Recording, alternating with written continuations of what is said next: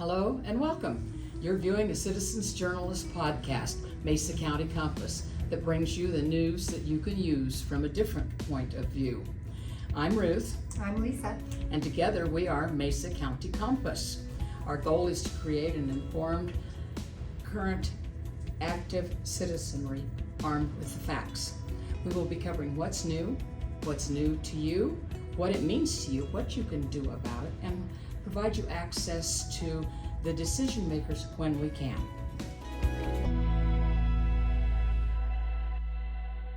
Good afternoon. We're here with Mesa County Compass, and today we're interviewing Cody Kennedy again, but on this time it's going to be for his run for City Council, second term. Welcome, Cody.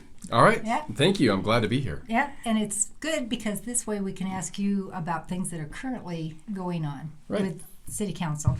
And so I guess right now the biggest issue, probably the most important issue, is the homeless shelter that they're proposing buying a permanent building for, and how that decision came about. Is it really the city's job? Yeah.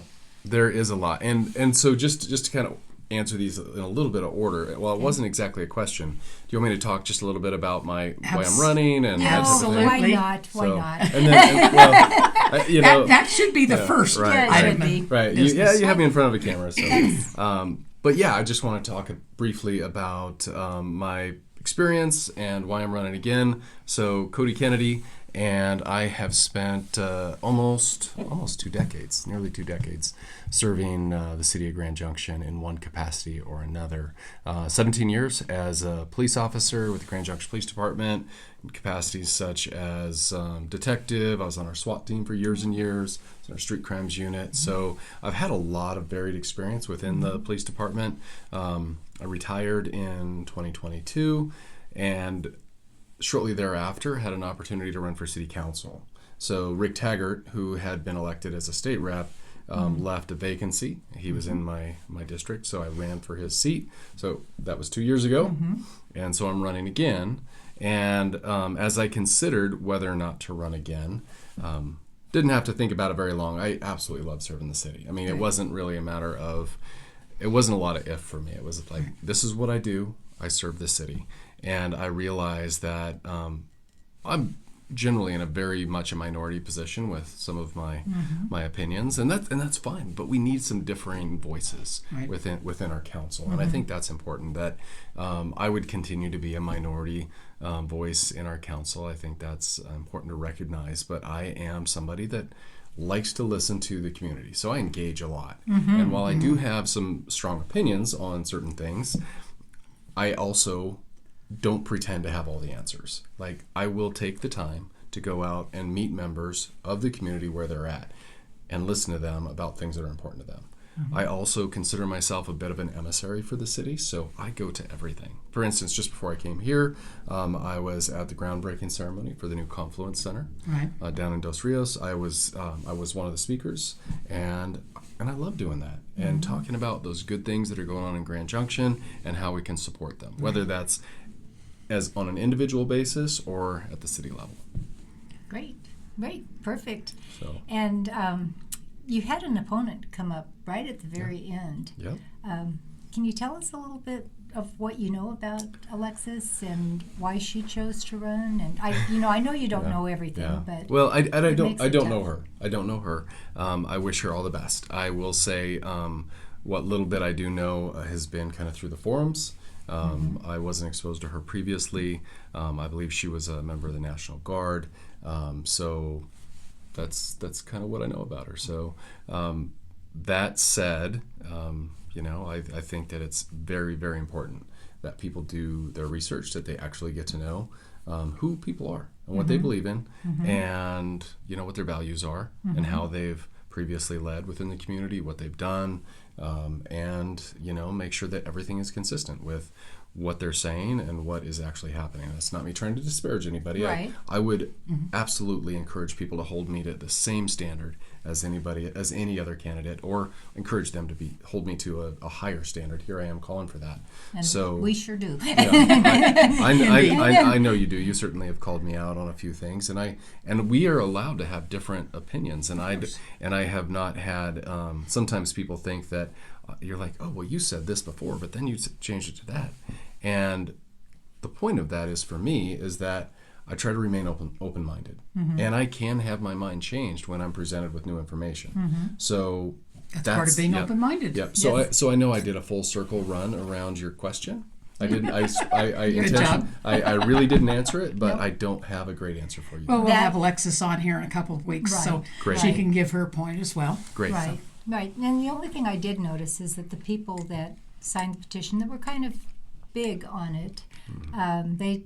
Like Bill Wade, for example, he said, well, it's not an endorsement. I just think that you should always have an opponent to get the best quality candidate. It's funny that they didn't put an opponent up for Laurel Cole, right? Right. You know? So, I mean, I just think I would have to call that out as an inconsistency.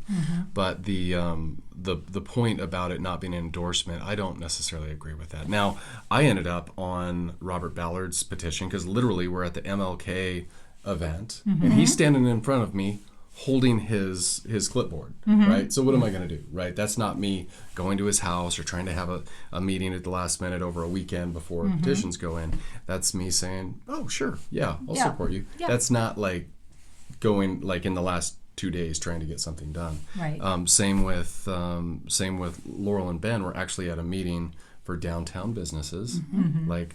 We were down there, and it had to do with the resource center and businesses were talking about their concerns, and we were there to listen. And I was impressed that they'd made the time. This was before, obviously before they were candidates because they were getting some signatures on petitions. So, so I did end up on their petitions as well as they did for me. But it wasn't like, that was like weeks ahead, or a month ahead, whatever it was.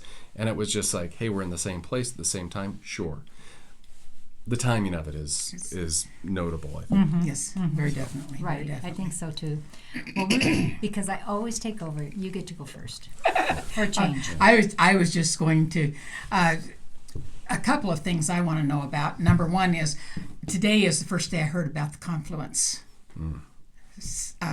Confluence building and that kind of thing. Can you give us a little information about that? And absolutely. Does the city have anything to do with that? Yes. So the city is doing some financial support, but what the Confluence Center is it's down in the Dos Rios area, which if you're familiar with that's that river frontage that's below the Riverside community. Okay. So, okay. right, I there's a new was wondering Starbucks where that was. getting built there, and there's that playground that's right along the riverside there, and so there's Dos Rios, and then there's the Las Colonias area, and they're kind of to either side of that 5th Street area, and really the Confluence Center is this great vision of a project for several reasons, but it brings together about 6 different nonprofits that would be housed in the same area. It will also have early childhood education, which is it's like you've heard of STEAM for elementary schools. This will be STREAM because we insert rivers, right? So it would be that river education, and it'll be that kind of a combination of focus on land and water education, agriculture, and really kind of that care for our riparian areas, which is something that you might not know about me, but I'm a huge fan of the Colorado River, of our river systems in general, and what that means as far as our identity as Grand Junction. So that's something with River's Edge West is for me kind of that. There's several nonprofits. That's kind of that. They're the front-facing. For me, the front-facing nonprofit that's been involved with that.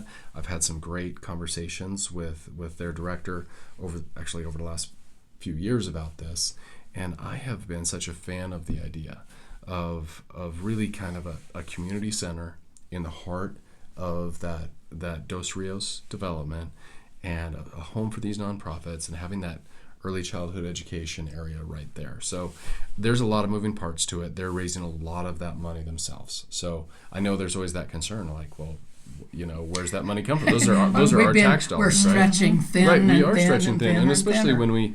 when we were talking about other projects like the resource center, it's like, well, what are we doing, and how are we allocating those dollars? So, and I don't have the dollars off the top of my head, but I will say I've given to that project personally, and so I believe in it. I support it. I'm excited about it. I encourage people that are watching to look it up. They still have some additional funds to raise. They actually announced today that they have a $200,000 matching grant that for people that give now, it will just basically double their contribution.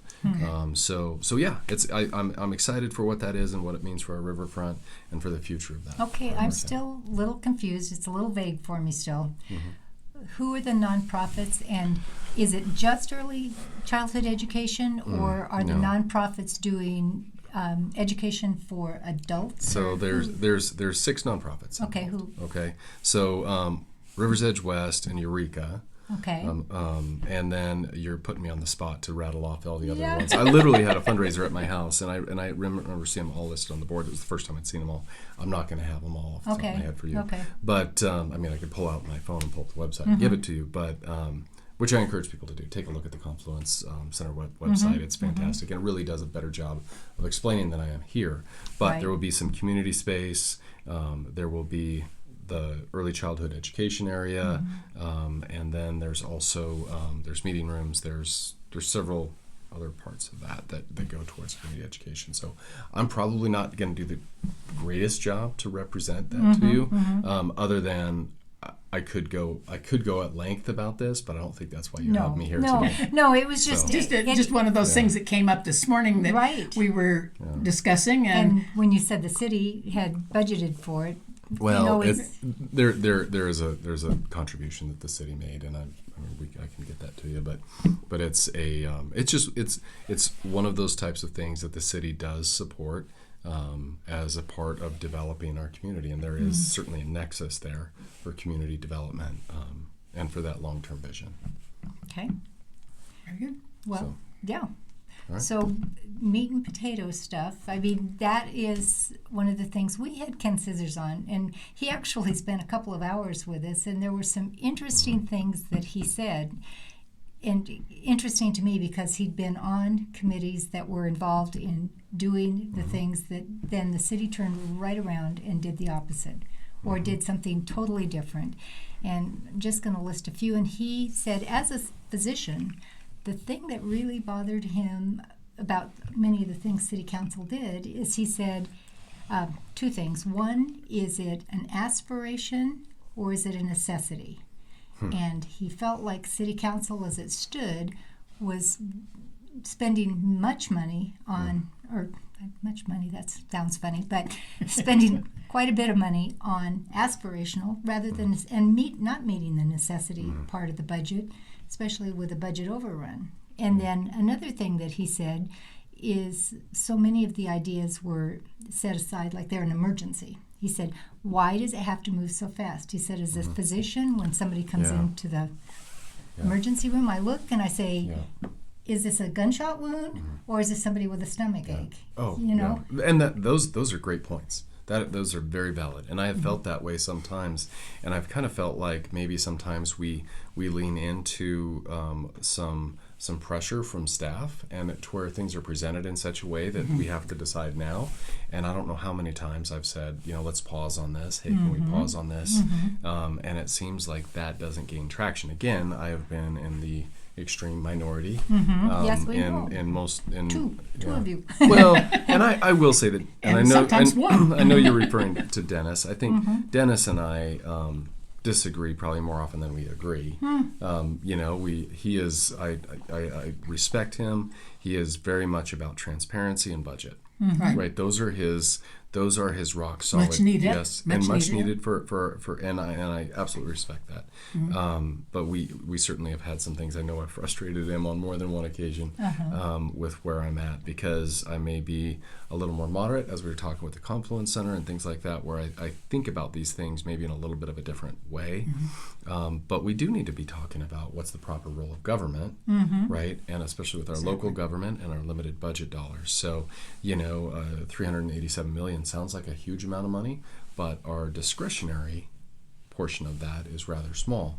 So getting back, you talked about some comments that Ken brought forward, and there is a lot in that you brought that I agree with, as far as, hey, how can we get back to our essential services? How can we focus on the business of Grand Junction? And when I say the business of Grand Junction, I mean public safety, roads, like those types of basic services, right? How can we make sure we're really good at vanilla? One of the things when I taught defensive tactics for a dozen years at Police Academy here in Grand Junction, one of the things that I would talk to the cadets about is being really good at the basics. Like just be really, really good at the basics.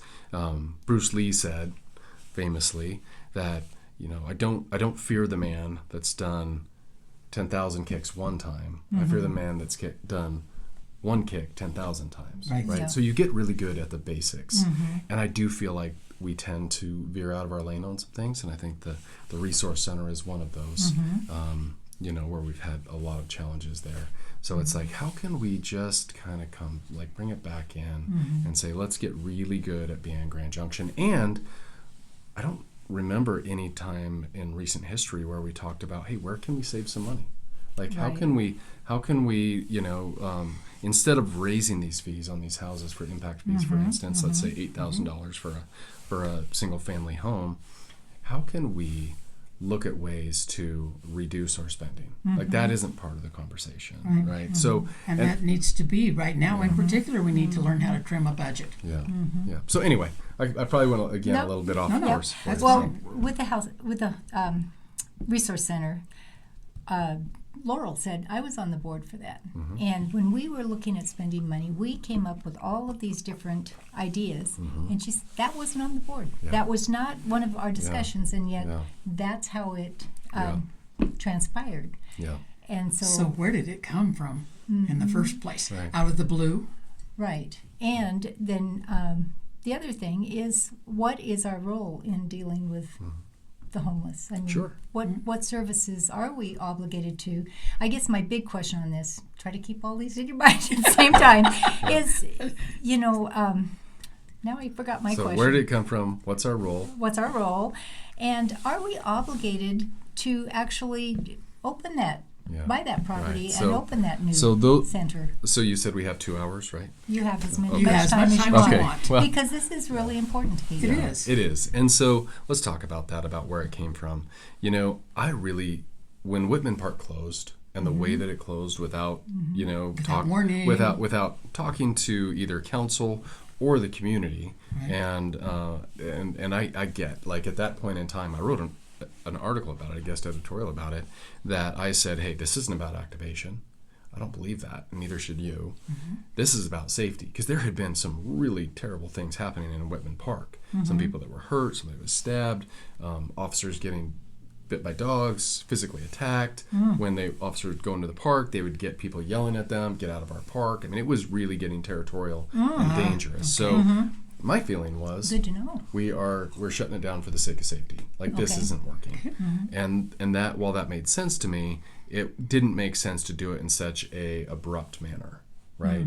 Unless and I felt like maybe there was some information out there that I wasn't aware of, right? And so as a city council member, I only know what I'm either told or what I go out and in an investigative way find out myself. Right. So that's what I had at the time. I think there was, at least on my part, and I think on some, not to speak for anybody else, but my perception was that for some other council members' part, that we were a little frustrated with the way that happened, and we're like, well, we're going to do something, right? And we had the ARPA funds, right? And so we decided, let's come up with something. Let's do something. And that's when there was some conversation somewhere between our city manager and I'm not sure who all else, but Bill Wade and Zebulon Miracle. Zeb was with the United Way at that point in time. Bill Wade, of course, with Homeward Bound, that they brought together a plan. And initially, this was going to be in the 700 block of South Avenue. So there's a big kind of a parking lot area there, and that's where it was initially going to be. There was some pressure to change that. The city had already acquired the old Wells Fargo parking lot where the resource center is now. And somewhere along the way, that became the plan. I don't know exactly how that happened, or I'd had some conversations with Greg Caton about what are we doing here, but all of a sudden that was the plan. And it didn't, I have to admit, it didn't occur to me at that time to say, whoa, time out. Are we doing a request for proposal here, an RFP? Like what's our overall game plan, and what's our long-term? It was reactionary. And I completely will admit that was one of those things that as a council member, if I could do it again, I would definitely do it differently.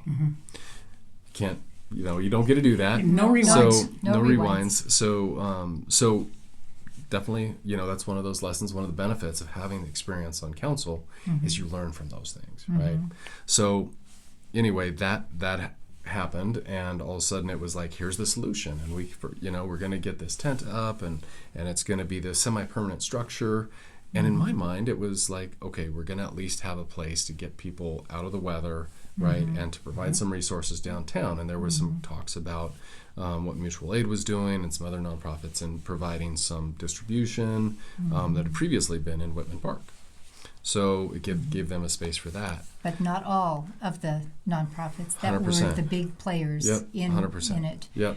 Not even consulted. Yep. So anyway, let me see. I was going to answer your questions. Yep. Sorry. There was, and then we were talking about how it came about. Right. What the what are you what was the next thing? Was I going to tell you about the long term? Yes. Of it?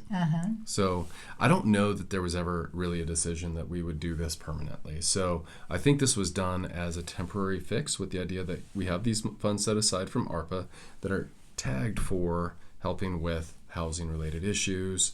And I get that like I get from the that you're skeptical of that answer, but there was enough of a nexus there from what the funds had been tagged for before that there was justification for using it for that purpose. But there wasn't then what, right? Because then what becomes, do we have an obligation, right? Is it now become the city's job to provide a resource center for Grand Junction, henceforth evermore, right? And if that's what we're going to do, if that's what our community feels is the proper role of government, well, let's go to the voters. I guess I'm feeling very, very conflicted in that. How did we transition from saying let's do it, let's try to do something good with some excess money that we have that we received from a grant, that we wanted to serve a portion of our community that we felt had been kind of wronged by the city.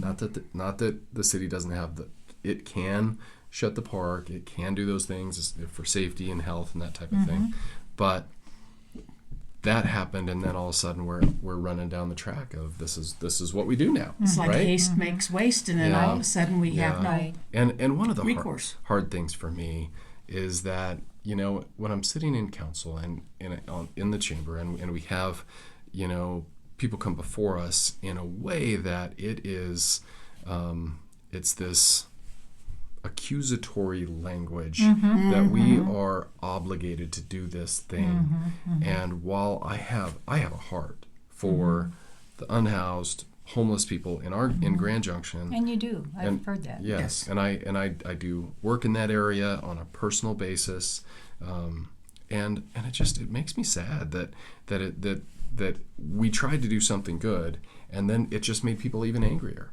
It was like okay, that expectation, right? And now you're going to do this, and you're going to do this. It's like, wait, hold up.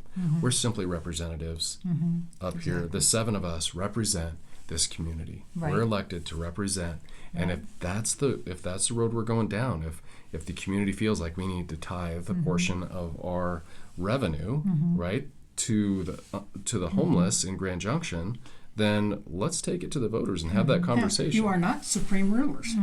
Absolutely not. And really, and that is, I think sometimes people, even myself, you get a little bit out of touch with, you're trying to make a decision with all the information you have at the time, And that's why it's hard to hit that pause button and say, are we really getting the full story here, right? Are we really getting all the information?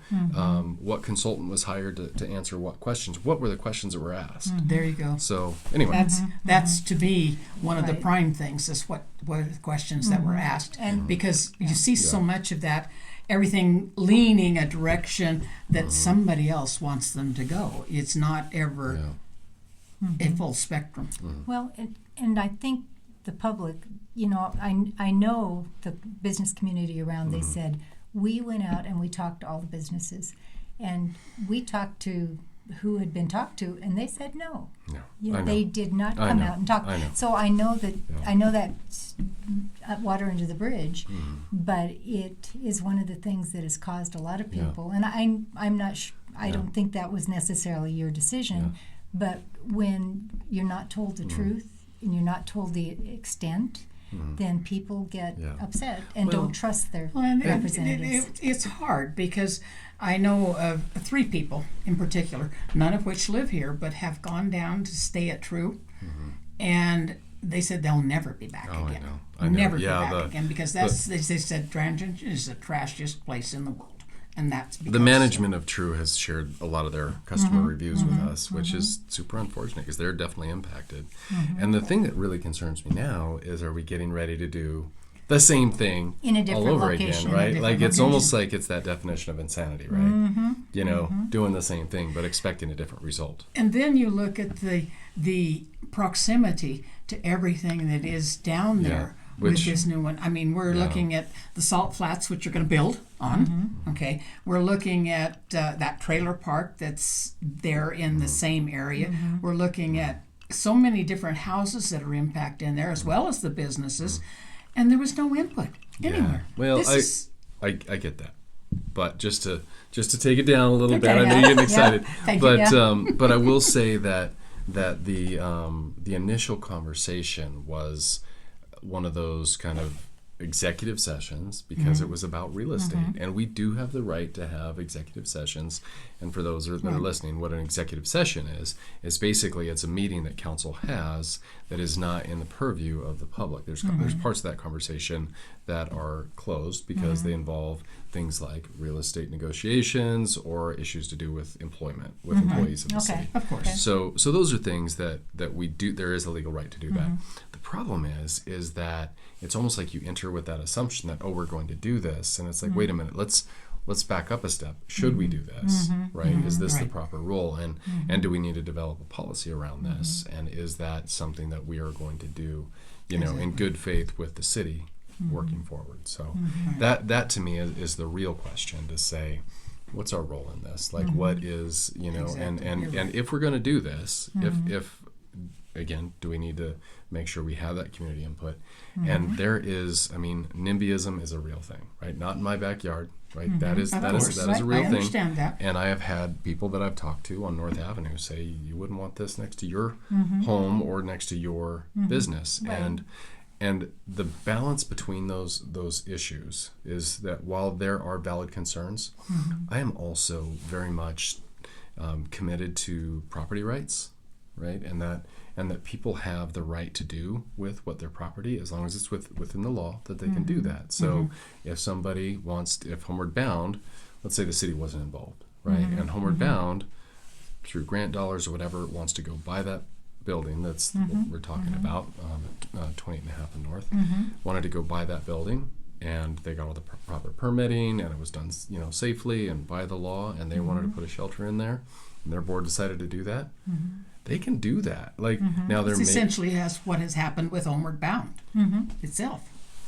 That goes back a lot further, right? Yeah, so as far as that shelter, there's other programs that I've had really great conversations recently with the Housing Authority, and with Jody Cole and Scott Aker, and talking about the projects that they put together, and they put together some really beautiful housing, apartment complexes and that type of thing that are really for that lower, that 60% and under AMI, which is desperately needed in our community. Right. So anyway, I think I went. Yeah. Oh yeah, but that's different than Homeward Bound's day center. That's not creating more housing. That's creating a place for them to be during the day. I don't disagree. I'm talking just in asking. concept. Yeah, I'm I'm just yes. asking that. So if we're deciding that, and the city wants to do something like this, and you decide it's within your purview, are there alternatives to using that money? Perhaps saying, because one of the biggest problems with that initially, and Ruth and I were telling you even when they started, because we talked to Bill Wade, is the idea of the low barrier, and you quickly found that out. Yeah. So if we move to this new location, are there new rules and Well, that's the problem. preventing? Is what authorities does the city have? Right. Like if we buy this building and we lease it to them for some very Nominal insubstantial amount, right? They can do with it what they want. They can be high barrier, low barrier, no barrier. I mean, that's really up to them. So we are putting a lot of trust in that relationship, and that's right. That's a whole different concern. So I think this is another time when we mentioned pausing earlier. This is a critical time for us to hit the pause button. Right. So this is. As far as I'm not going to talk about the real estate transaction itself, because that's the executive session. But that's not the issue. But the issue is that I think that this is the time we need to slow down. I've had several really good conversations with a local business owner up there. Out of respect for his business, I'm not going to mention that here. But the impact that the existing situation has on his business and his employees and his customers is significant, right? And the idea that they're going to, let's say, double it, right? Double that impact right there. Right. That's daunting for the or more for the than folks double. more than double, right? That has a lot of people in that area very concerned. So, like I say, I've taken the time to engage with that part of our community, and it's and to stand for that, because I've heard you in council meetings where you say exactly what you're saying to us. Do we need to do this? And you're one vote, so we understand that you are actually advocating for a different. But by pause button, do you mean pause in taking it down? Do you mean pause that we take it down and say let's pause and decide what our role is going to be Lisa, after you're it's really down? putting me on the spot. So yes to all those things. Yes, all those. So and just to break that down a little bit, to me what that looks like is that we have a deadline of April 15th to stop what we're doing downtown and close that resource center. Okay, is that a hard deadline? Yes, currently. I mean, could the council say, oh, you know what, we changed our minds, let's give them another month? Could they do that? Yes. Might they do that? No. Yes, they might. They might. Right? They could do that, right? I'm not in favor of that. I think we need to honor the commitment that we made to our downtown community that said this goes no further than April 15th. Now we did that with that's one member of council. That's not me speaking for anybody else. And I know you know, but I won't. Oh, sorry. We have an Of course, audience, right? Additionally, it's fair to say that when we said that, there had already been conversations about having a brick and mortar building that would be that continuation of that service. So I think it's out of fairness for everybody on my council to try to not impugn them for whatever decision that they can make as a representative, to say that they can easily articulate that, hey, when we said April 15th, we thought we would be closing on a piece of real estate by then. So for me, I think that gives us that good time to say, let's pause, right? Let's pause. Let's talk about what is our role, and are we committing to this for the long term? Because it's a substantial budget, commitment if we're going to do that. And there's been some talk about if we acquired a building, could Homeward Bound come on the backside and get a grant that would allow them to purchase the building? How else might that work? And it sounds like maybe they need the city to do that so they can come in on the backside. I don't know, but I think this is that time when we can say, wait a minute. Well, let's in not any get case, the cart in front of the horse.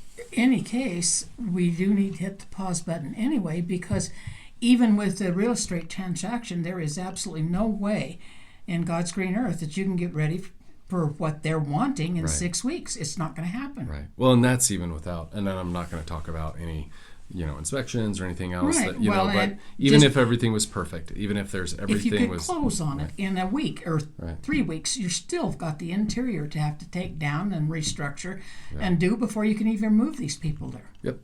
That is true. That's true. Yes. So I guess one of my thoughts would be, are we obligated with those funds, that money, that $2 million to do anything No, with it? I don't believe so. I don't Okay. think there is any obligation there. I don't think the money hasn't been spent. I don't think that there is any commitment for us to do that. I think that we can pause and consider, where do we want to go? And first, is this our role? Like, Right. let's decide, as a council, where, is that what our role is as for local government? If no, then stop, right? If yes, then we go to that next step. Are we going to put this out to RFP? What's it look like? What's the location for that? Those are all kind of conversations that need to be had. So I'm going to ask an obvious question. Where are we getting the funds? that is an obvious question, right? Yeah. So To me. yeah. So the city does have some discretionary funds, right? But is that the best use for those? I mean, really, at this point in time, where we have, I think, some forecast budget shortfalls, we need to be thinking. We need to be thinking about, okay, let's just take into consideration that we may be coming into a changing economy, right? I know we see numbers that say inflation's a little more under control, but I think any one of us that have pushed a grocery cart around a store lately. Haven't seen it yet. We'll agree that might not be the case, and Exactly. if you've either tried to buy a house or if you're paying rent, like those things are also it's significant, and I think going to unfortunately increase in the city of Grand Junction. Not that we're talking about housing per se, kind of a little rabbit trail here, but I anticipate that the cost of housing will continue to increase substantially, and not just because of the impact fees that we're Right, talking about. That's right. just a part of it. There are other aspects. There's to a lot that. of aspects, and when you talk, and I won't go too far down the housing trail unless you want me to. We You can can- transition yep. to that, but I can talk about why I think our housing prices are going to continue to substantially increase. Sure. But we can go to that if you want to. I just want to make sure I finished with You- this topic. You did, first. and now then I'm going to go on to another topic. We're talking about discretionary funds. Is that what was used to purchase salt flats? No. So yes and no. That is like anything. There. It's a little more of a complicated funding mechanism when we look at all of the available grant funding that we're looking at. So my interpretation was that when we look at salt flats, is that at the end of the day, if we get the money that we anticipate through the various funding sources like Prop 123 through the state, Proposition 123 money, that ideally we come out without any out of pocket for the city of Grand Junction. That is, and in listening to Tamara's presentations on how that's structured, again, these aren't guarantees, but this looks to me, to my eye and to my ear, it seems rather probable that we will be able to get reimbursed for our out-of-pocket portion of that. And as that gets built out, like we're going to be able to, there's still going to be costs, right? There's going to be some other infrastructure costs and things like that. But I think that's important to recognize. I also know that I've received a little bit of negative feedback about us working with Enstrom's the way we did, as far as what they paid for it and that type of thing. And I appreciate the Simmons family and their long-term commitment to Grand Junction, and them building a factory right here in Grand Junction on that property, and I'm excited about that. And as far as somebody having an issue with how much they paid versus how much they got, I'm a capitalist, and I think people should be able to negotiate to the best of their ability, right? Not on the government side, but individually, people have those rights. We'd like the government to negotiate to the best of their ability too. Point well taken. Right. Point well taken. Yeah. I think the large concern with that is, where are we again getting the money, the funds, because Grand Junction is due to be set up. We're on a shortfall trajectory, Yeah. and if that's scary in itself.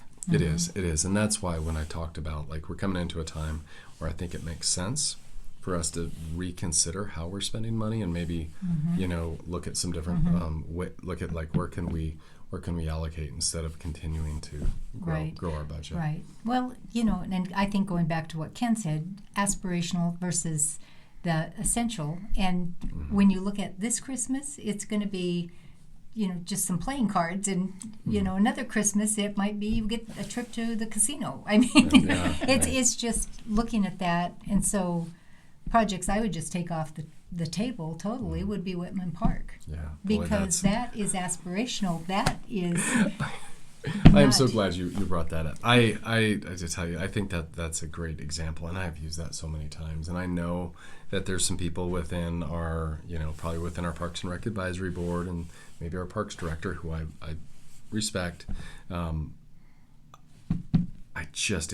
It just makes me scratch my head that we're talking about spending anywhere between $3 and $5 million on Whitman Park. In a park that is surrounded by busy streets, right? That has been traditionally used by our homeless population for a long time, who are free people, and they are absolutely, like, whatever money you put in there, they're absolutely free to go use that park, right? There is nothing that we're going to do, including this, this fancy new term called activation, right?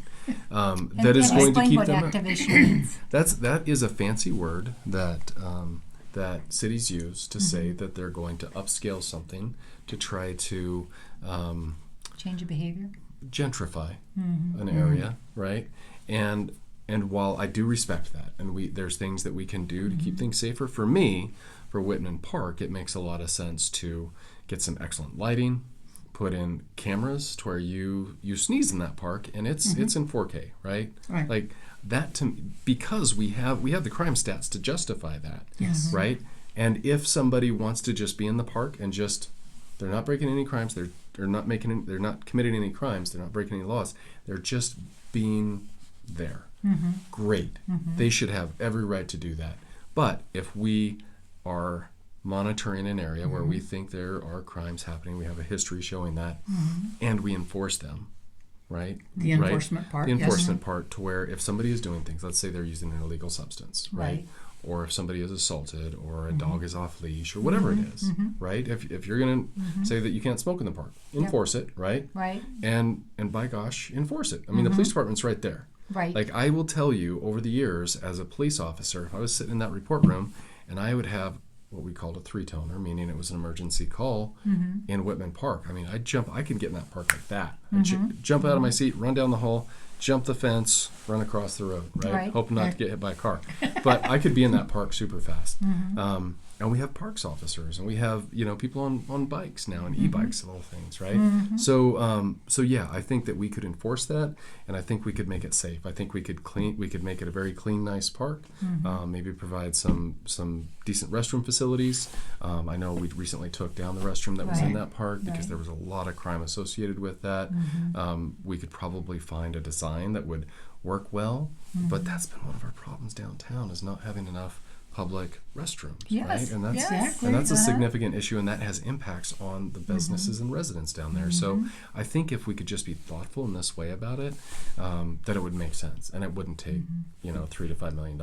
Now, and the other thing that I think is important to point out in defense of our Parks and Rec department is that people tend to think of the city budget as one big bucket of money, right? Versus there are different buckets of money and different sources of money, such as impact fees that are paid, that we've been talking about in relation to housing. But when there's money that go towards parks, right, that money needs to be spent on capital improvement projects for parks, right? Exactly. So that's where that money comes from. I think there's probably some work that we can do in that space around the way our impact fees are spent, and how we tie those impact fees to their origin, right? Like how we can say, okay, this housing development paid these impact fees. How are we justifying spending the money from those impact fees on the other end of town? Right. So versus on the roads that are between this neighborhood and that school, and on a park that this neighborhood is going to be able to reasonably walk to. So I think there's that kind of nexus is just like that ongoing policy question that we need to have that we haven't had. So I've recently talked with one of our folks from our planning commission that had some excellent points around that. So I really appreciated that. Good.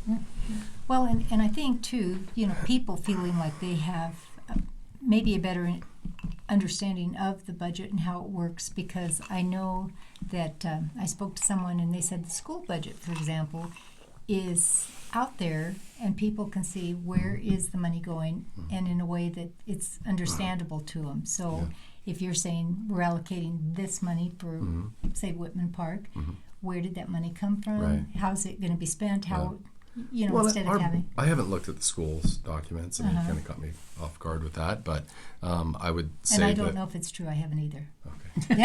Well, I But would, they told me it was. Yeah. Yeah. Well, in that case, They it's, said. it's probably. I bet it could very well be true, and then maybe they have a better way They of did communicating it, because budgets are big, Hard. complicated documents. Like there's a lot of moving parts. So, and to really kind of communicate how different funds work and how they're utilized is important. I mean, that was one of the things when I was a candidate, a few years ago, that I didn't have that understanding really of how a lot of these pieces worked, despite having already worked with the city for 17 years and been somewhat familiar with the police department's budget because I had some input over the years. I had a few times when I was working within specialized divisions and projects where we would submit parts that would, basically proposals that would become part of the budget. Right. So I had some experience there, but there's a lot to know, which again, I mean, this is a plug for me as a candidate, right? With 2 years of experience, in addition to my 17 years on the police department, when you don't know what you don't know. Yeah, That's exactly right. exactly. Well, and you don't know and what questions to ask. I think the largest percentage of the population do believe that this is one big pot that all this money gets thrown into, and it's allocated here and there. And having something in black and white so they can actually see Maybe a simplified. a simplified, it would be so much better. People would understand more, would not have quite the It's the trust animosity issue. towards the city council that they have right now.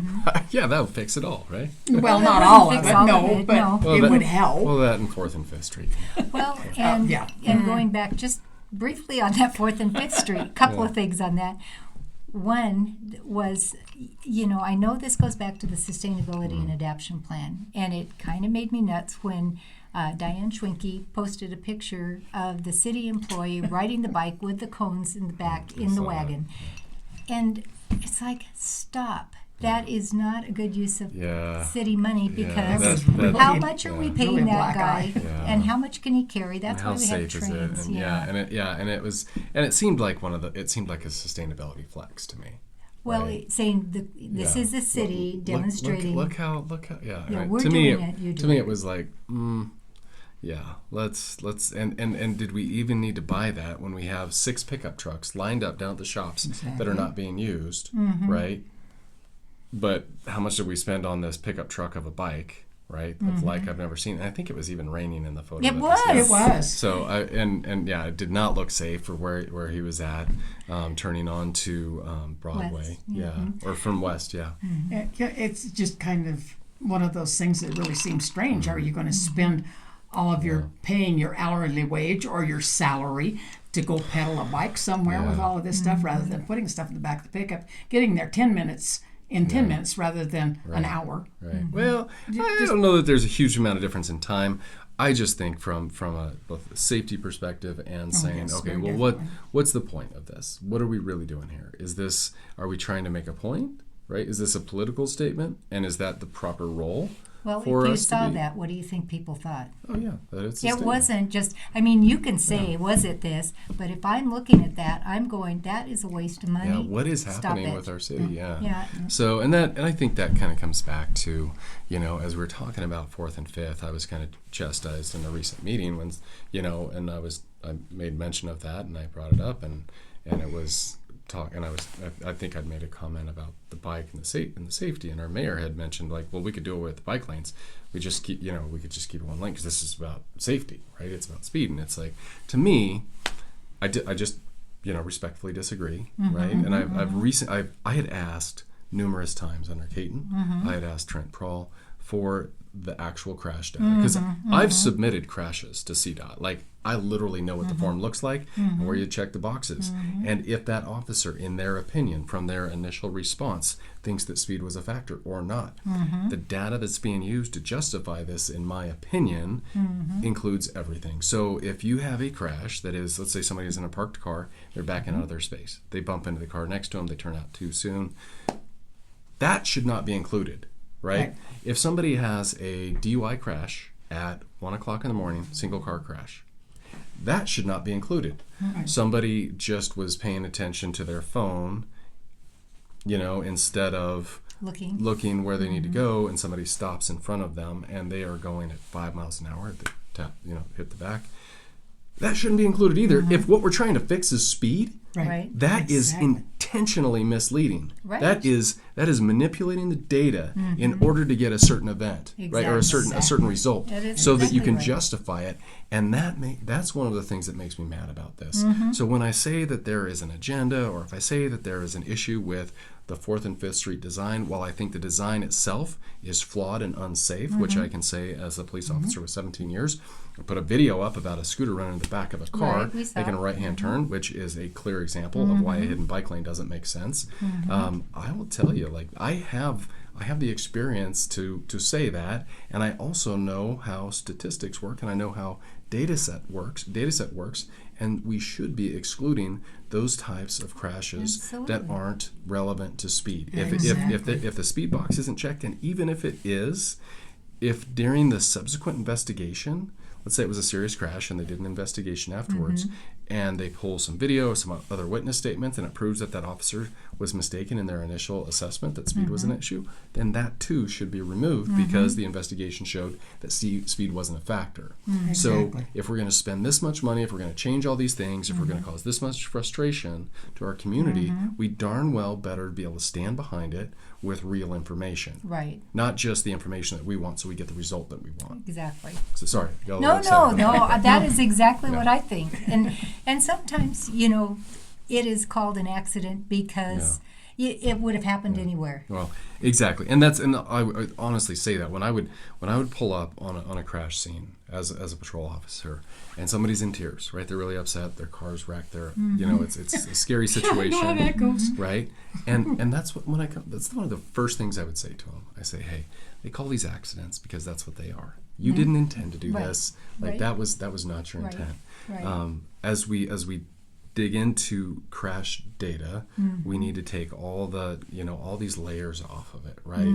All the emotion, and if we really do care about the data, which as I've heard said recently by another candidate, and I respect that our community's voice is also data, right? That's also data. Right, exactly. Right. But if we're just looking at crash numbers, let's make sure we're looking at an audit on a set of data. Yeah. So, Well, and that whole thing on 4th and 5th too, for so long, not you, but members of city council said no. Well, there were some people that were in disagreement about 4th and 5th. They think it's worse and blah blah. But others, they kind of tried to make it like it was equal, and nobody believed it, and they felt I will say, and I can be proven wrong. I will say that there's nobody else on city staff or on city council that has spent 7 hours going door to door downtown, talking to all the businesses and employees and customers, asking them about 4th and 5th Street. Go in. I challenge anybody watching this. Go into the post office. Don't preface the question. Don't go in with your bike helmet under your arm. Go in and ask the employees, as you're getting a roll of stamps or whatever you're doing, or mailing a letter, what do you think about 4th and 5th? They will light you up. Right? Yes. And then whatever customers are in line will also jump on you, and they will tell you, I have had customers cancel boxes.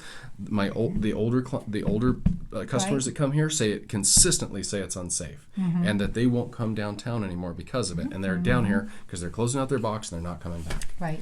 And so that's another thing that I keep hearing. Well, we've got all of these cameras out that show that this is all being used.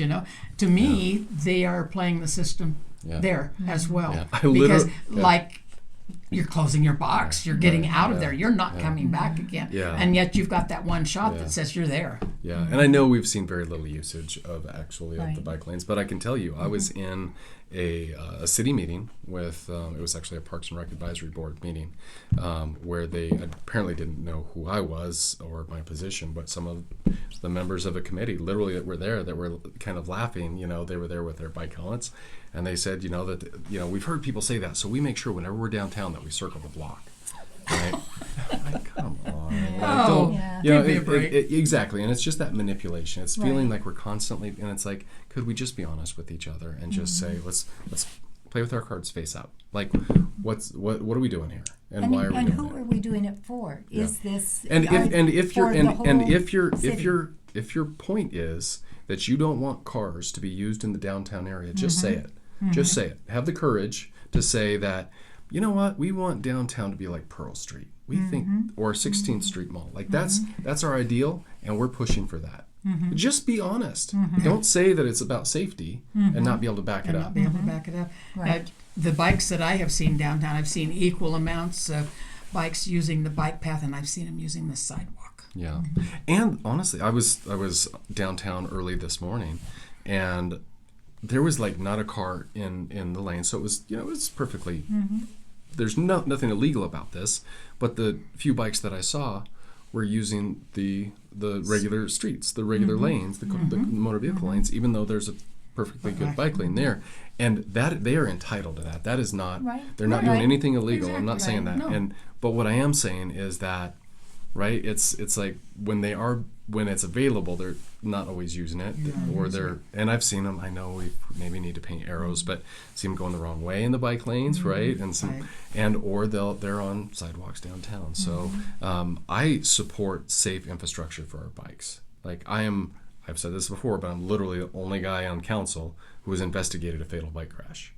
So I know what it's like. I've been there with, but blood on the pavement, right? I actually get it in that way, not just looking at statistics.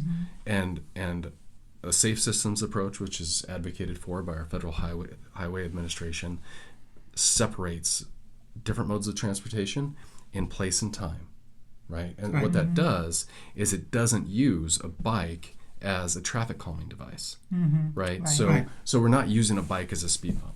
Right. Yeah. Right. So and if we care about our cyclists' safety in our community, we need to be thinking about, how can we separate them from our motor vehicles? And I don't believe that we can justify shutting down 4th and 5th Street, and just making them, we'll just make them all bikes, right? I don't think that works for our community. We're Western Colorado.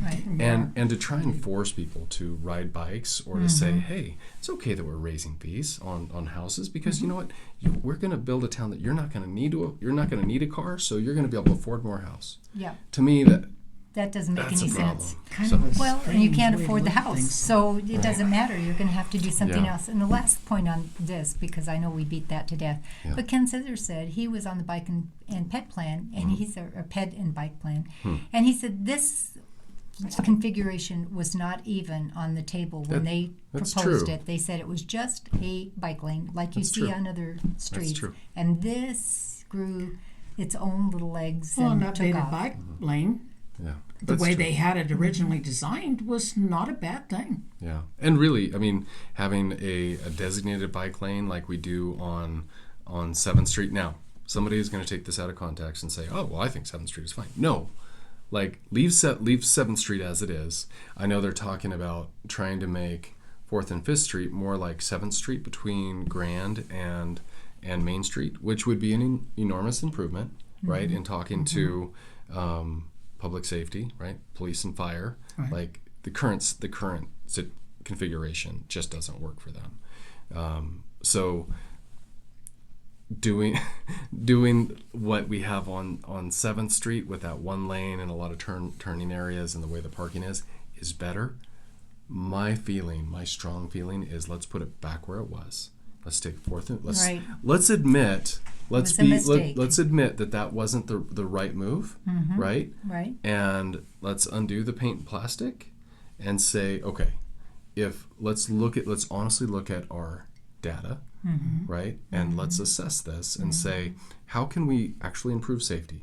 Is speed really a concern, right? Is that, and I know they're saying, oh, well, we've slowed traffic down by X miles per hour. Well, are those appropriate speeds? And have we tried anything else, such as signal timing, right? Such as raised crosswalks, so, and which we haven't. So I know, they say, you those, beat a dead horse long enough, it turns to glue. So I stinks, did not know that. You said that. Yeah. Well, that's a good thing. Interesting. Those options, though, like you were talking about with your raised crosswalks, and that would be a whole lot more reasonable than what they're trying to put down right now. Right. And I think this is where it comes. This is where, as people think about who they're going to vote for city council, I think that's where it's important that we have a diversity of voices, right? Because right now, I'm literally the only voice on council, which I feel like there's a pretty strong movement to try to be rid of me, right? Yes. And it's like we should be able to have different opinions, and I should be able to call something out as I see it, Exactly. but And without all the animosity, right? Right, It's disappointing that's where we're at. So hopefully, as we move forward as a council, that we can move past that and have a variety of voices. I mean, Jason's going to still be on council, Anna, Scott, and so it's a matter of saying how do we make sure that we have different perspectives, right? That we're not all, in this, like Grand Junction has previously made it very clear that they don't like a political bloc, right? And unfortunately, what you have now is exactly that. Exactly. Right? So I'm shut out of anything, like even my secondhand tax plan, which I talked to you guys about before, which everybody other than Anna was in favor of at one point in time. I start talking about 4th and 5th Street, and then all of a sudden everybody's like, no. So it's that kind of stuff that shows you that having a balanced board or having a balanced council is important. It is, because those ears hear things differently. You need to lay it all out on the table, and you can come with a conclusion that... And this is actually one of the things that I most respect about Scott Biofis. Like, he and I, we come from different places politically, and while we probably disagree on a lot of the whys, we agree on some of the hows. Like, and we really, and Scott engages. Like, he goes to, like, if I'm at something, he's there. Like, I'm surprised if I go to something and he's not there. Right. Where were you this morning, Scott? Come on. So, exactly. So, but literally, like that's the type of representation that, even though we have these different opinions, that I really respect. That I think that is what we need to make room for on council as we think about this representative government. So, and that's the key, is that currently, in my opinion, the city council does not represent the entire community. It represents, and that's why I think people are so frustrated, is that they don't feel heard. And like I was telling Ken Scissors, I said, if the public, it's our town, and if they say no, that should be respected. No, don't do 4th and 5th. Right, and that's I've had, and 4th and 5th is an example. I know. I've had conversations, or I don't know Ken Scissors well. I had a great conversation with him before this whole thing kicked off. He is a super friendly and congenial person. I had a great conversation with him. We come from very different places. I think, when I started, I did look up some articles that he had written for the Sentinel that were, kind of climate focused, having the guts to take on climate change. And I think one of them equated like World War II, like climate change battle to World War II or something. And it was like, for me, I care about our environment very much, right? I do, but we're in an EPA attainment zone, right? And so as we lay on these expensive policies and the way that we are putting together some of our sustainability plan, our greenhouse gas assessment, all those types of things, when we're getting recommendations from these firms that we pay a lot of money to, these consulting firms from the Front Range that are these boutique, they call themselves boutique consultants. Firms that tell us that our compressed natural gas buses it's fine, that's better than diesel, but what we really want you to do is spend $1 million per bus for an EV bus, which, by the way, let's look at that GVT ridership, right? Not knocking you, GVT. But they don't have the leadership. Ridership. Yeah. It's fair to say that there is probably an epidemic of empty buses across the country. There is. And if we care about our environment and we're saying, okay, well, even with our compressed natural gas, fuel system, how efficient is that? And how can we better serve our community? Right. Is there a way that we could maybe figure out a voucher system or a transport system that more effectively gets people where they need to go within our community more directly and efficiently than the current public transport system? Right. Again, GVT, not knocking you, but it's a conversation that I think is worth having. Right. To say how absolutely. It's where we need to spend our time and our energies as a city council to better our town rather than to cause problems within it. And it's like the choice to give 2 EVs. The whole thing, the 2 EV for the 60 unit. I'm like, so what does the insurance look like for that? I mean, people using and that. where in this study that you had that you suggested all this, did you tell me how many licensed drivers live within this complex and how many of them already have cars? Like, to me, that's some pretty basic data. But the fact that we're buying 2 EVs to put in one apartment complex, right, that is, I get it's grant money, and there's a lot of grant money out there for that right now, which there's a huge argument against the state putting so much money towards that kind of grant when we have failing infrastructure, where we have bridges and roads that should be getting those dollars instead of these EV projects for these housing authority apartment complexes within our community or within other communities across the state. I mean, you got to wonder, right? So to me, that's just, even if we're able to do this for almost no budget impact from the city's perspective, I still look at that as an irresponsible decision with taxpayer dollars. Right. And if somebody wants to hear more about my position on that, I've written a blog post on it, if you don't mind me plugging. No, absolutely. Yeah, CodyForGJ.com. Also, my Facebook page is Cody for GJ as well, but there's lots of information I put out there that's available. So I take the time to put that out there. I do work city council like it's a full-time job. I work at it consistently, and I'm not afraid to say this is my position and to go on record for that. So that's something that I think really sets me apart from any other candidate and any other council member, quite frankly. So I'd have to agree. Totally. Yeah. Is there anything else, because we pick our favorite things, anything that you want us to know, or did you have something else? I have something, just a real small thing, but the scooters. What is going on with the scooters? Let's talk about scooters. Go ahead and let us know. Okay, so the micromobility program, we just in our last council meeting received a presentation from our mobility person, Henry Brown, and it was a conversation about, here's where the program is, this is where we're transitioning, and basically we're moving from this initial kind of pilot program to to having a structure to permanently allow them, right? I actually was asked recently, is the city buying the scooters? Is the city running the scooter program now? That's not the case at all, right? So it just allows the city to continue doing what they're doing and creates a system that we can work with those companies, collect fees and that type of thing to where it can kind of pay for itself. Now, one of the things that I will say, I was initially a little skeptical of their usage, but the feedback that we get from those companies is very specific. Like, they have exact data because there's their GPS. They know when exactly how far those are run and each trip. So we get a lot of really good information. That is some impressive data for as much as they are being utilized within our community. So I get it's not everybody's favorite. They're a little bit of an eyesore for where they're at, sometimes where they're left. I've pulled them out of the median myself, and put them over into the corral that they belong in. And while I 100% respect that opinion and get that, I also appreciate the amount of usage they're getting and that their programs for some people that might be students that might need them for getting to high school or whatever.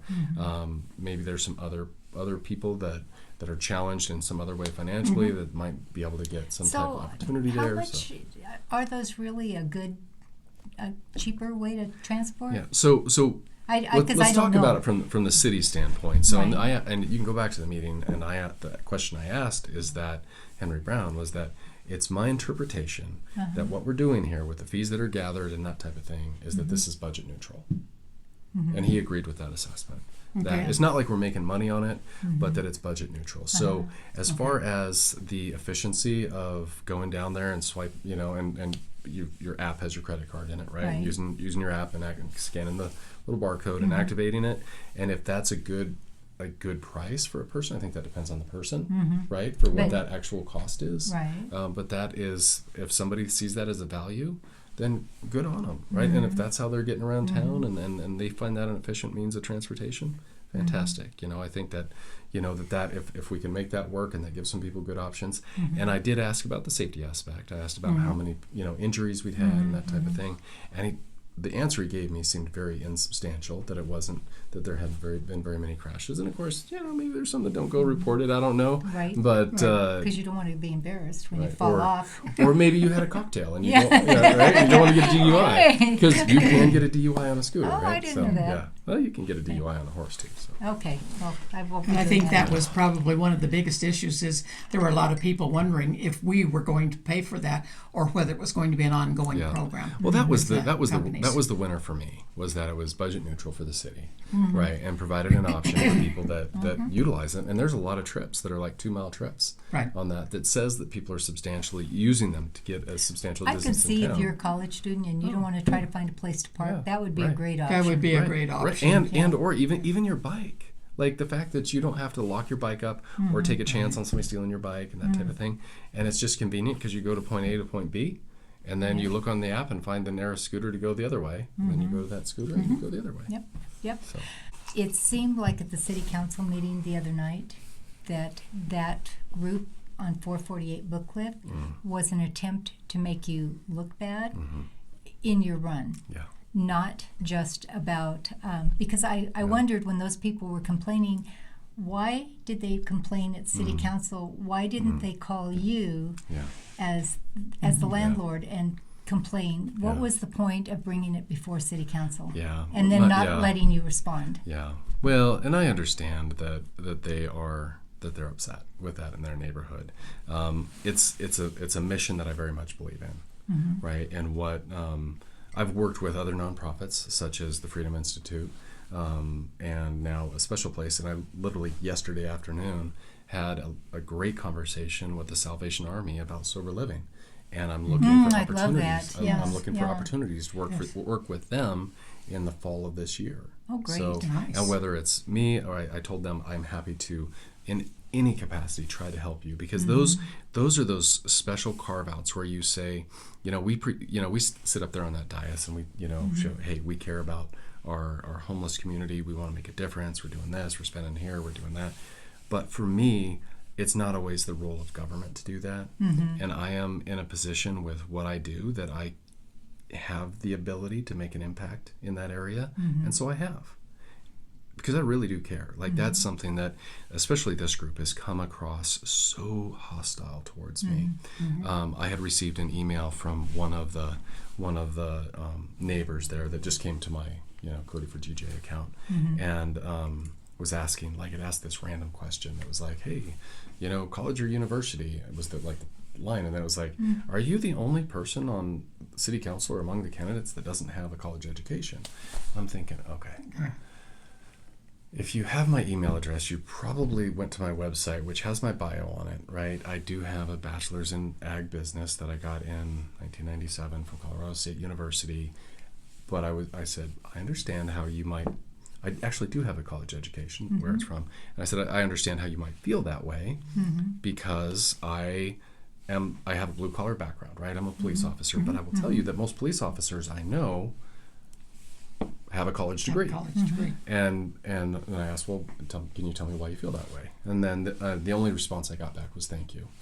That same day, it was actually, as I came to find out, that email had been sent the previous day. But it was the same day I received it, read it, replied to it. Later that day, I got an email to my City of Grand Junction account that was about 448 Book Cliff from the spouse of the person that had sent me that college degree. So, or that college degree question. So that to me said, we know your other email addresses. You can find my personal email address. You can find my phone. I mean, take 5 minutes on Google and it's all there, right? So, but no, you email the city of Grand Junction a rather threatening email from an attorney that is saying, one, you're in violation of the occupancy limits. You are violating occupancy limits. You're breaking the law. Two, this is a group home. You didn't abide by this statute, this statute, this statute, this statute, and so you're in violation of this, this, this, and this, right? So that was unfortunate that came to me. I did share that because it came to the city email, just so that the city attorney was aware. I did share that with him because it seemed like an attack on me as a member of city council rather than on me as a landlord, right? As a business person within our community. So that was really unfortunate. And the thing is right out of the gate, state of Colorado eliminated occupancy limits 2 years ago, right? They did. That's not a thing. So and it surprised me that an attorney would say that. Maybe they just knew it but didn't think I did. The other thing is that I have a master lease with the nonprofit that occupies that spot. And what a master lease means is that if I give you the master lease, you're completely in control. Who moves out, who moves in. I don't ask you. You can use it for any legal cause. So that's what I have in place, master lease. What that nonprofit does not specifically, and I asked these questions ahead of time, but it does not qualify as a group home. So a group home has to do a few things. It has to provide medical care, for instance, or it has to provide activities of daily living, what they call ADLs, which would include like clothing, bathing, toileting, that type of thing, and it doesn't do any of those things. So every bit of any argument that they had in any legal way is one, I have a master lease in place, so that isolates me, right? Two, all of their arguments were completely invalid. But then three, that it was just so political, right? That it just got so ugly. I tell you, I got an email within a day or so following that kind of initial exchange that was, and keep in mind, I spent a lot of time as a cop, was the saltiest, most vulgar email I had ever received in my whole life, from top to bottom. And it threatened the property. It threatened not necessarily me physically, but it was very, very threatening. And it threatened. It was a very hard thing to read, but it was just. It's like, how did this get here? Like, why? Like, I'm literally trying to do something good, and I get that they would have preferred that I knocked on their doors and say, hey, my name's Cody Kennedy. I bought this house, and this is what I'm going to do. Totally get that. And I might have. Was it not for my understanding of privacy and how I needed to respect my tenant's privacy for that contract? If I start disclosing diagnosed health conditions, like, where does that leave me with a person, with my tenants, right? Yeah. So it just I could not do that. I wasn't in a position to do that. So I was really stuck there. I don't want to have this angry relationship with these few neighbors. But then I learned from some other neighbors that literally they're stirring the pot, like they're trying to, which is what resulted in 4 people coming in and giving me a piece of the mind for 3 minutes each in a very angry and aggressive way. Now, I've had some legal advice that there's some things that I could probably take, especially considering the fact that they have been literally like yelling at some of the residents. Like, and so and that, in the meeting, like it's unrecorded, they're talking about carrying a gun, right? All this kind of stuff. So it's very threatening. And so, yes, do I want to get in a situation where I have to file suit against somebody like this? Of course not. And that is not my intention at all. But I will say that, one, I am operating 100% within the confines of the law, and not just by my opinion, but by well-versed attorneys, right? And by me actually reading statutes, because, hello, I'm a retired detective. I know how to look up statutes, right? And then the other side of that is that I get NIMBYism, right? I get not in my neighborhood, whatever. Right. And they're trying to say that this is, this residential, whatever. This is a house that was, the previous use was an assisted living facility. This is a 9-bedroom, 5-bathroom, almost 5,000 square foot home that I bought because I believed in the mission, right? And was told by the director of this nonprofit that they had a significant need. So I worked hard to make this happen, and then I'm literally attacked It would have been so much easier for me just to buy a regular house, rent it to a family or some college students, and move on down the road. And it would have been a lot safer for me too, because Exactly. my contract with the nonprofit, there's no guarantee. Like if I lease you a house, you know, you're signing a contract with me. I checked your credit. I verified your income, and I have recourse if you don't pay the rent, right? That we can go to court, whatever. If this nonprofit doesn't have funding or for whatever reason can't pay the rent, I'm stuck. Like I'm in a bad spot. So I'm taking a lot of risk, and I'm trying to do a good thing, and I am just getting so attacked. Literally, I read an email in front of your house as I'm parked out here. It's, "You are a liar," like in capital letters, right? I'm like, how did this happen? Like, come on. Like, it's unreasonable to think. And I've been trying to, like, de-escalate it. Like, I sent an email, like, you know, can we take this down a notch? I get that, you know, that there's a lot of animosity here. I'm willing to have a conversation with you. I'm not willing to break my contract with this nonprofit. I'm not willing to let you allow to harass them or threaten them. I am willing to be reasonable. And if you see something that there's they mentioned a shopping cart parked in front of the house or whatever, which I never saw, right? But let's just say that was the situation. And you call me, and I call the director of the nonprofit and say, "Hey, could you take care of that?" Great. Like, no problem. If they're like, "Hey, somebody was smoking marijuana in the front of the house," I could let the nonprofit know, and great. Or they literally have their number. Like, they know who they are, right? So all of that can happen, but it's just, unfortunately, the politics involved in it, I think, gives them that bit of a hook right now to where, you know, then it's unfortunate. I have an issue with it, not, you know, because I understand where you're coming from, because I've worked in the real estate industry. So I know that what you've done is perfectly all right. And you are not the only one within the valley that's doing essentially the same thing. I have one of those halfway houses in my neighborhood as well. Right. I've never had any issues. Right. You know, as long as you leave them alone, they leave you alone, everything's fine. Yeah, just be good neighbors. But yeah, I can't see the attack on you and on them. It's just not. And not and right. initially I felt it was just discrimination, right? And now I've kind of moved to the opinion that it's just more political. Not to dismiss, like, if a neighbor has legitimate concerns, Right, exactly. You know, I get that. Like, let's have a conversation about it. Right. I won't be, you know, don't disrespect me. I won't disrespect you. Well, you can disrespect me. I'm not going to disrespect you. But this is something where it's just I signed up to be in politics, right? I signed up to be on this, so I get it. It was just like when I was a police officer and somebody spit on me, right?